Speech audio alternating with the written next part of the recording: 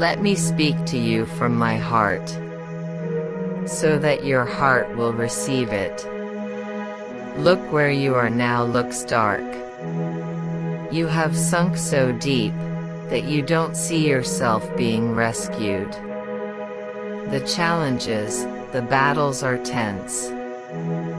You are lost, confused, stressed, and your heart is broken. Those tears have become your only escape, your only way of consolation. Hear this is not the end, no it is not. Infarct it will never be until you decide. Listen. You are just reading a book. And fortunately for you, you appear to be the writer of that book. As a writer you decide what goes in or not. This pain has built your character. The challenge has strengthened you for greatness. Every drop of your tears has qualified you to ascend to the next step. Please know this.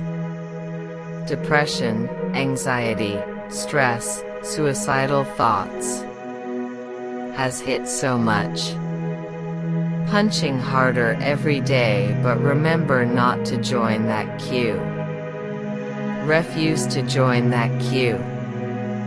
Reject it. Fight it. But most importantly, believe in yourself.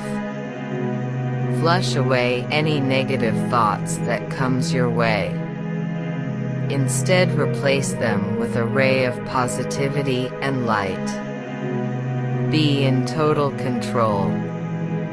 Believe in yourself. Believe in God. That voice speaking through you, positively, is God.